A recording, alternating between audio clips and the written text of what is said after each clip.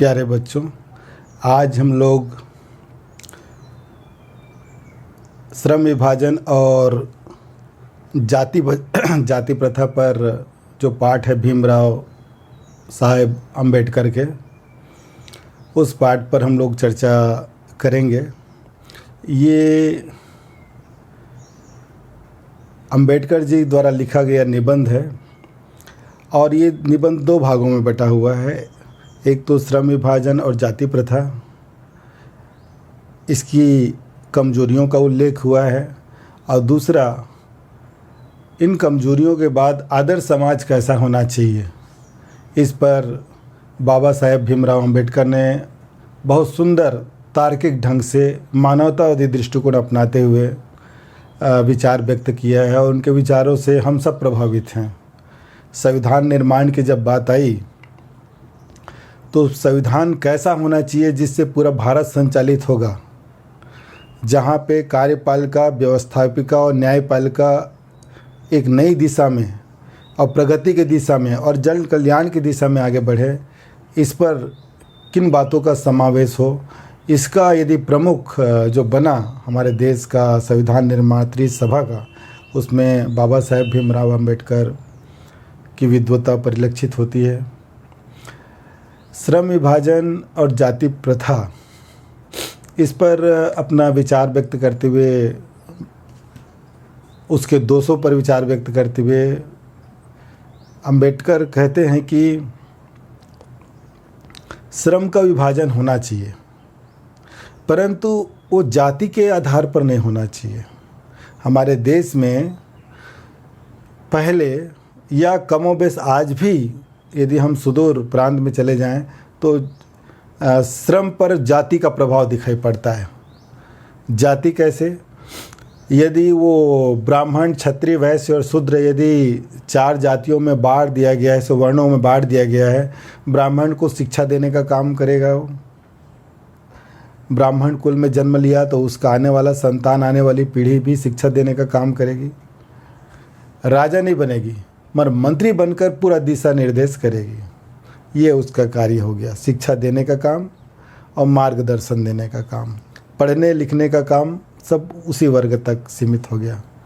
क्षत्रिय सुरक्षा का काम करेगा, तो सुरक्षा से संबंधित जितने भी कार्य हैं वो क्षत्रिय वंश पर चले गया, वर्ण पर चले गया, और वो राजा बन सकते थे।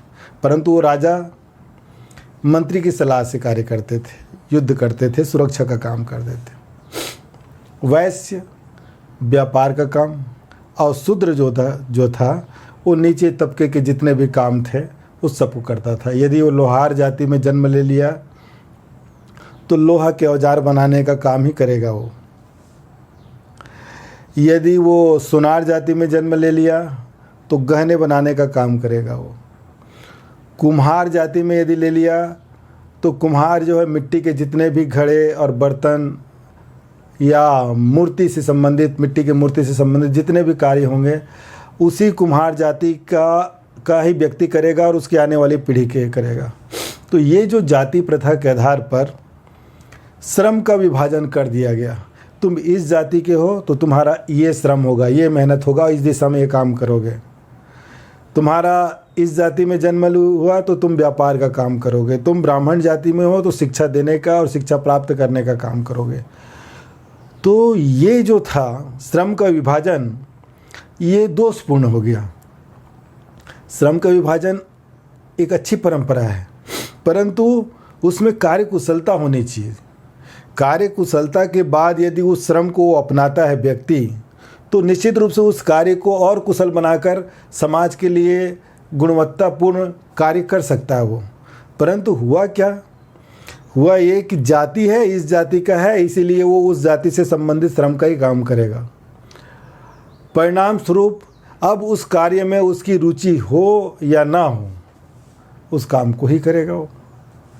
तो बाबा साहेब भीमराव अंबेडकर ने कहा कि ये श्रम विभाजन जो जाति पर आधारित है वो बिल्कुल समाज के लिए लाभदायक नहीं है, न तर्क संगत नहीं है।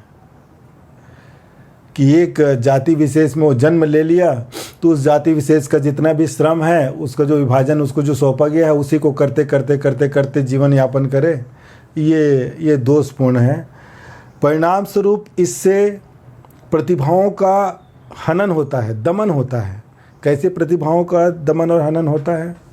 यदि कोई ब्राह्मण कुल में जन्म लिया है और उसका श्रम है कि पूजा पाठ करवाना और शिक्षा देना, और वो शिक्षा में खुद अशिक्षित है, शिक्षा में उसकी पढ़ने लिखने में कोई रुचि नहीं है, ना कोई ऐसा वो मार्ग दर्शन करता है जो समाज के लाभदायक हो, और उसके पास वो प्रतिभा नहीं है, परंतु वो ब्राह्मण कुल में है, जन्म लिया है, उसको इसलिए वो काम सौंप दिया गया है, तो अब होगा क्या कि उस कुल का होने के कारण कितना भी मूर्ख हो, खुद तो ज्ञानी नहीं है, दूसरों को ज्ञान देने का प्रयास करेगा तो वो ज्ञान तो दे नहीं पाएगा। दूसरा, इसकी खुद की रुचि है, इसलिए उस काम में रुचि नहीं है, इसलिए वो दूसरा काम जाति पृथक्करण वो कर नहीं पाएगा। यहाँ पे दोषपूर्ण हो गया ये। यदि कुम्हार जाति का है और वो उसके पीढ़ी दर पीढ़ी मिट्टी के बर्तन बनाते आ रहे हैं, अब यहाँ पे उस मिट्टी के बर्तन बनाने में उनकी रुचि ही नहीं है, अब उसको घर वाले ज़बरदस्ती खींच खींच के रोजी रोटी के लिए करवाएंगे काम, तो कहाँ कुशलतापूर्वक कर पाएगा वो। और कुशलतापूर्वक नहीं कर पाएगा तो उसकी अरुचि जगेगी और वह कर्मण्य हो जाएगा, फिर बेरोजगारी बढ़ जाएगी, भूखमरी बढ़ जाएगी, क्योंकि उसमें रुचि ही नहीं है। लोहार का बेटा लोहा का काम करना नहीं चाहता, और जाति पृथक कारण उसके परिवार वाले या समाज वाले उसको लोहा का काम करने के लिए बाध्य करते हैं। बात अनिच्छा में करता है वो कार्य, तो अनिच्छा में कब तक करेगा, दबाव में कब तक करेगा वो, इसलिए वो ठीक से काम नहीं करेगा। और काम नहीं करेगा और जाति प्रथा के अनुसार दूसरे जाति के लोगों का काम वो कर नहीं सकता, क्योंकि इसकी जाति में लोहा का काम करना है, कुम्हार का काम नहीं कर सकता। चाहे वो मूर्ति कला बनाने में कितना भी पारंगत हो, परंतु ये ब्राह्मण लोहार के घर है तो लोहा का ही काम करेगा, मिट्टी का काम नहीं करेगा। यदि वो लौह जाति में जन्म लिया है, लोहार परिवार में, तो वो स्वर्ण आभूषण बनाने में कितनी भी रुचि हो, वो सुनार का काम नहीं कर सकता, क्योंकि उसके जाति में नहीं है, वो उसकी जाति में लोहा का सामान। तो यहाँ पे जो जिसकी जैसी रुचि है, जो प्रतिभा है, उस प्रतिभा का दोहन नहीं होता, दमन हो जाता है।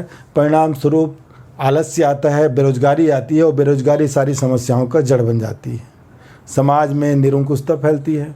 बेरोजगार व्यक्ति अनैतिक कार्य करेगा, और अनैतिक कार्य करेगा तो चोरी करके करेगा, वो छिपके करेगा वो, तो समाज में एक भटकन की स्थिति आ जाएगी, बिखरा सा हो जाएगा समाज। तो बाबा साहब भीमराव अंबेडकर का कहना ये है कि श्रम का विभाजन तो हो, परंतु जाति पर आधारित ना हो। उसको इतनी कम से कम होनी चाहिए बात वहाँ पे कि यदि उस काम में उसकी रुचि नहीं है और उसके पास प्रतिभा दूसरे कार्य में है, तो वहाँ से वो यहाँ आकर वो कार्य को करे।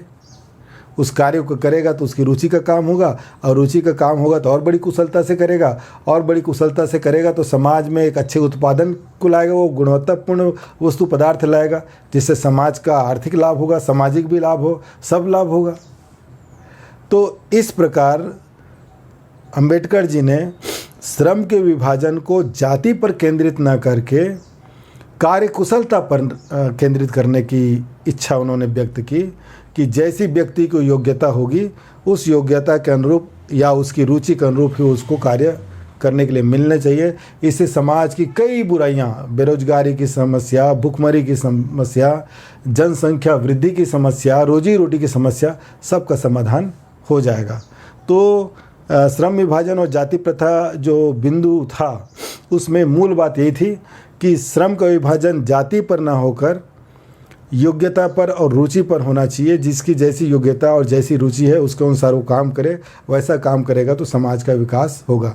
तो उन्होंने जाति प्रथा पर आधारित श्रम विभाजन का उन्होंने उसको असंगत बताया है, समाज के लिए नुकसानदायक बताया है, उसको दोषों को उन्होंने सामने रखा है। अब आता है कि आदर्श समाज कैसा होना चाहिए। फिर आदर्श समाज के लिए उन्होंने 3 तत्व बताए। एक आदर्श समाज की कल्पना करते हुए अंबेडकर जी ने कहा कि उसमें 3 गुण अनिवार्य रूप से होने चाहिए आदर्श समाज में। 3 गुण कौन कौन से होने चाहिए? एक तो भ्रातृत्व का गुण होना चाहिए, दूसरा स्वतंत्रता होनी चाहिए आदर्श समाज में, और तीसरा उन्होंने बताया समता। भातृत्व, भातृत्व यानी भाईचारा। एक भाई दूसरे भाई को, जैसे यदि घर में कुछ खाद्य पदार्थ बना है या कोई भी उपयोग की वस्तु है, वो अकेले उसका उपयोग नहीं करता, उसको बांटता है, उसको फैलाता है अपने भाइयों तक। तो भातृत्व की भावना से तात्पर्य ये है कि आदर्श समाज ऐसा होना चाहिए जिसमें यदि कोई अच्छी चीज़ आई हुई है, वो अच्छी चीज़ आई है तो उसका विकास होना चाहिए, उसका विस्तार होना चाहिए, उसका फैलाव होना चाहिए, बंटना चाहिए कि इस काम को मैंने किया अपनी योग्यता के बल पर, और इस योग्यता के बल पर जो मैंने अच्छा काम किया है इसको लो तुम भी करो और तुम भी उसको बांटो, लो तुम भी करो और तुम भी बांटो। तो इस प्रकार बांटने की जो प्रवृत्ति आएगी, इससे समाज में एक अच्छा स्वरूप आएगा कि प्रतिभाएं सामने आएगी और उनने अपने मेहनत के बल पर जो प्राप्त किया है उसको अपने तक केंद्रित न करके वो समाज में फैलाता है। तो जब समाज में वो फैलाता है भाईचारे की भावना के समान, चाहे वो किसी भी चीज़ की उपलब्धि हो, चाहे संचार के क्षेत्र में हो, चाहे कृषि के क्षेत्र में हो, चाहे लॉ के क्षेत्र में हो, या शिक्षा के क्षेत्र में हो, जिसमें भी उसकी प्रतिभा अच्छी है। जैसे कोई अच्छा शिक्षक हुआ, अब अच्छा शिक्षक हुआ, उसके पास ज्ञान है, तो उसका कर्तव्य बनता है कि अपने पास जो अर्जित ज्ञान है उसको भी बांटे, उसको भी बांटे, उसको भी बांटे। और इसलिए बांटे कि इसको जो बांटा गया है इसका जीवन का तो लाभ होगा ही, शिक्षा मिलेगी ही, इसका जीवन स्तर तो सुधरेगा ही। ये ज्ञान प्राप्त करके अपने से, स्वयं से और मेरे द्वारा मिले हुए ज्ञान को और दोनों मिला के और उसमें वृद्धि करके और बांटे। वो बांटेगा, वो पाएगा तो उसको ज्ञान में और वृद्धि करता हुआ आएगा, क्योंकि मैं जो ज्ञान पाया वो श्रेष्ठ था, मेरे से ज़्यादा श्रेष्ठ इसका था, क्योंकि उसका और मेरा दोनों का ज्ञान मिल गया, मिश्रण हो गया दूध और पानी की तरह। उसके बाद उसका ज्ञान और मिश्रण फिर तीसरे के पास गया। ऐसा ज्ञान का जब विस्तार होता है तो निश्चित रूप से गुणात्मक वस्तुओं की वृद्धि होती है, नई से नई चीज़ें, नई से नई आविष्कार आते हैं। आप देख लो आप कि यदि अब तो समाज में दिखता भी है भाईचारा का, कि यदि कोई नया निर्माण हुआ है तुरंत समाचार पत्रों के माध्यम से या सोशल मीडिया के माध्यम से फैल जाता है, और वो फैल जाता है तो सब लोग देखते हैं और उसका अनुसरण कर लेते हैं और समाज का लाभ होता है। तो ये भातृत्व की भावना हो गई। इसी को हम लोकतंत्र कहते हैं, जनता का तंत्र, जनता का शासन, यानी जो भी प्राप्त हुआ है उसमें जनता में पूरी तरह से बढ़ जाए, यही लोकतंत्र है। लोकतंत्र केवल संविधान की परिभाषा तक ही सीमित नहीं है। दूसरा तत्व उन्होंने बताया स्वतंत्रता। स्वतंत्रता से तात्पर्य एक व्यक्ति को किसी भी वंश में जन्म लेने का है, उसके बस में तो नहीं, किसी भी स्वतंत्र रूपता पूर्वक को जन्म लेता है, किसी भी संप्रदाय की विशेषताओं को मानने के लिए स्वतंत्र है, अपने शारीरिक स्वास्थ्य की स्वतंत्रता है उसको, संपत्ति अर्जित करने की स्वतंत्रता है उसको, आवागमन करने की स्वतंत्रता है उसको, कि वो जहाँ जाना चाहे उसमें कोई बंधन नहीं लगा सकता, इसमें कोई प्रश्न ही नहीं उठता। एक व्यक्ति है, यदि उसकी इच्छा है कि वहाँ जाऊँ तो वहाँ जा सकता है वो अपने साधन से, उसकी इच्छा है कि मैं वहाँ जाऊँ तो उसको कोई प्रतिबंध लगा नहीं सकता, वहाँ जा सकता है। तो ये स्वतंत्रता का अधिकार है कि यदि मैं संपत्ति अर्जित करना चाहता हूँ तो हाँ भाई, मैं अपने परिवार के लिए और आने वाली पीढ़ी के लिए संपत्ति अर्जित करना चाहता हूँ, तो इसमें बुराई क्या है। मैं पुरुषार्थ करूँगा, पुरुषार्थ के बल पर जो मैं कमाऊँगा उससे अपने परिवार का भरण पोषण करूँगा, यथोचित समाज के लिए भी कुछ दान पुण्य करूँगा, लोगों को सहयोग करूँगा, उसके बाद आने वाली पीढ़ी के लिए अपनी स्वयं की सुरक्षा के लिए संपत्ति अर्जित करूँगा, मैं विस्तार करूँगा अपने धन दौलत का, क्योंकि मैंने पुरुषार्थ करके किया है। इसमें तो कोई प्रश्न नहीं उठता कि इसमें कोई बंधन डाला जाएगा। तो स्वतंत्रता से तात्पर्य ये है कि व्यक्ति स्वतंत्रता पूर्वक अपनी प्रतिभा के बल पर मेहनत करने के लिए, स्वतंत्रता पूर्वक किसी भी विचार को मानने के लिए, आर्थिक विकास करने के लिए, अपने शरीर की सुरक्षा के लिए, सब दृष्टि से वो स्वतंत्र होगा। दासता गलत होगी। दासता में क्या होगा कि किसी को जो काम सौंप दिया गया तो जिसके द्वारा सौंपा गया है वो उसके द्वारा बताया गया कार्य को और उतने ही कार्य को करेगा, ये दासता हो जाएगी। स्वतंत्रता और दासता में अंतर है। दासता का अर्थ ये नहीं है कि कानून की दृष्टि से कोई चीज़ प्रतिबंधित कर दिया गया है उसको ना किया जाए। दासता का ये भी अर्थ होता है कि यदि किसी ने कोई काम दिया है अब वो काम दिया है बस उतने ही को काम करना है और जितना बताया गया है उतना ही करके बस अपने कर्तव्य को पूरा कर लेना, उससे कोई 1 इंच अलग नहीं, इधर नहीं उधर नहीं, तो ये दास्ता हो गई। वहाँ पे उसको ये स्वतंत्रता होनी चाहिए कि ये काम है उसको जितने अच्छे ढंग से आप कर सकते हो वो करो, अपनी प्रतिभा का भी समावेश करो। तो ये स्वतंत्रता हुआ। और समता से तात्पर्य ये है कि समाज में व्यक्ति चाहे किसी भी जाति में या वंश में जन्म ले, सभी व्यक्तियों को अपने विकास करने का समान रूप से अवसर मिलना चाहिए। यहाँ पर बहुत गौर से समझने की ज़रूरत है कि बाबा साहेब भीमराव अंबेडकर ने समता किसे कहा है। समता उसे कहा है यदि कोई व्यक्ति है और वो यदि कुम्हार के घर में जन्म लिया है, जाति की दृष्टि से तो कुम्हार के घर में जन्म लिया है, अब उसमें तो उसकी मर्जी चल नहीं सकती, वो तो गर्भ में आया हुआ है। अब वो गर्भ में आया है तो कुम्हार माता के गर्भ में आया है, अब वो जन्म लेगा, अब वो पलेगा बढ़ेगा। अपने घर में देख रहा है वो कि उसके यहाँ मिट्टी के बर्तन बनाने का काम उसके पीढ़ी दर पीढ़ी करते आ रहे हैं और बड़े कुशल भी हैं, वो भी करता है।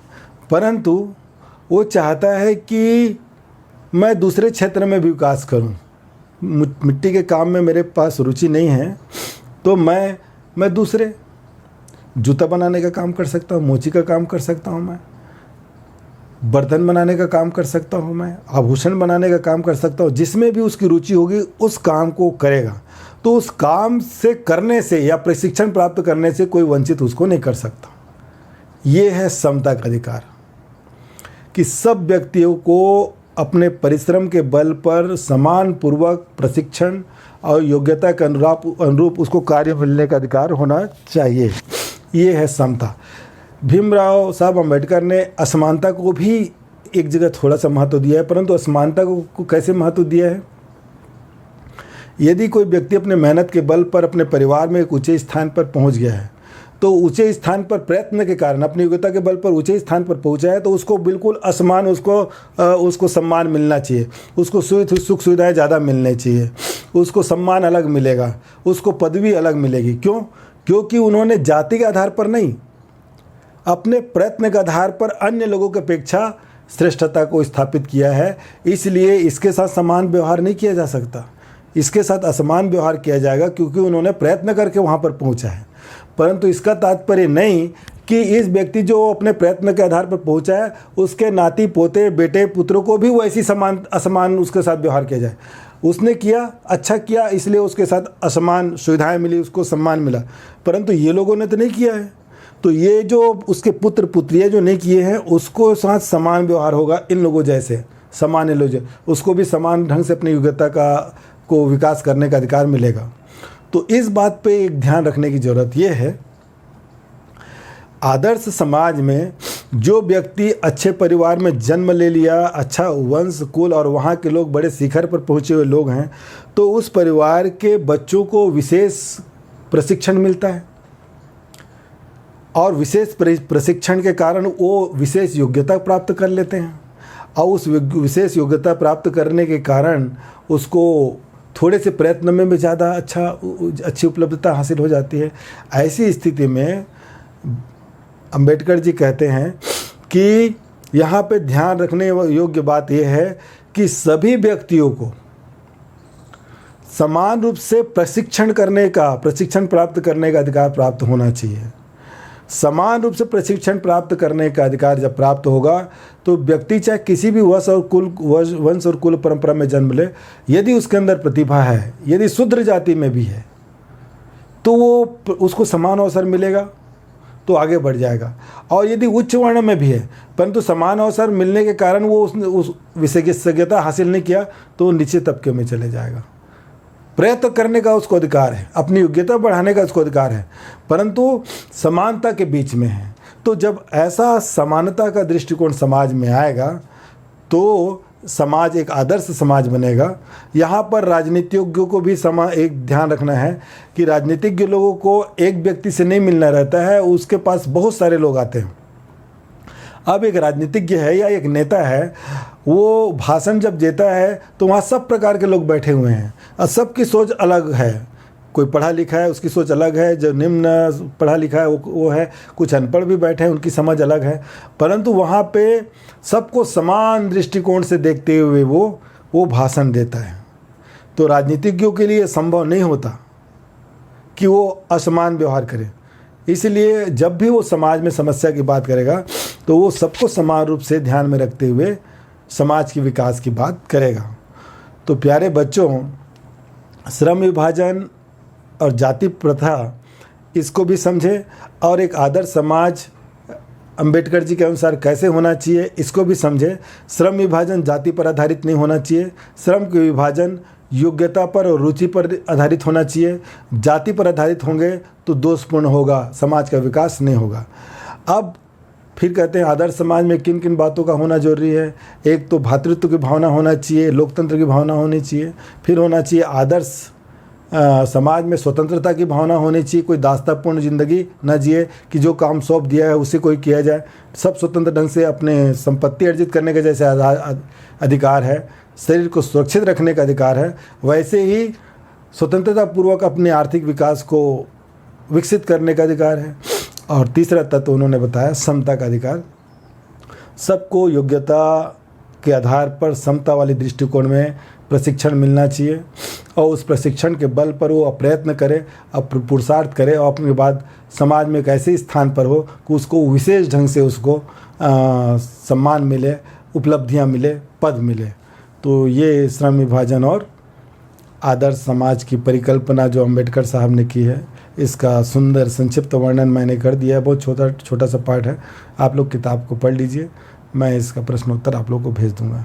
तो ये रहा आपका आरोह पाठ, पूरी तरह से पूरा हो गया। आरोह पाठ में जितने भी इस साल के सिलेबस में रखे गए हैं वो पूरे कंप्लीट हुए हैं। अब बेटा आप लोग डट के मेहनत करो, ये पाठ बहुत महत्वपूर्ण है। अंबेडकर से संबंधित 4 नंबर का एक प्रश्न अनिवार्य रूप से आता है, इसलिए पहले पाठ छोटा सा पाठ है, इसलिए गहराई से पढ़ लीजिए, अंडरलाइन कर लीजिए, फिर प्रश्न उत्तर को बनाइए, बहुत सुंदर बनेगा और पूरे अंक मिलेंगे। तो आज के लिए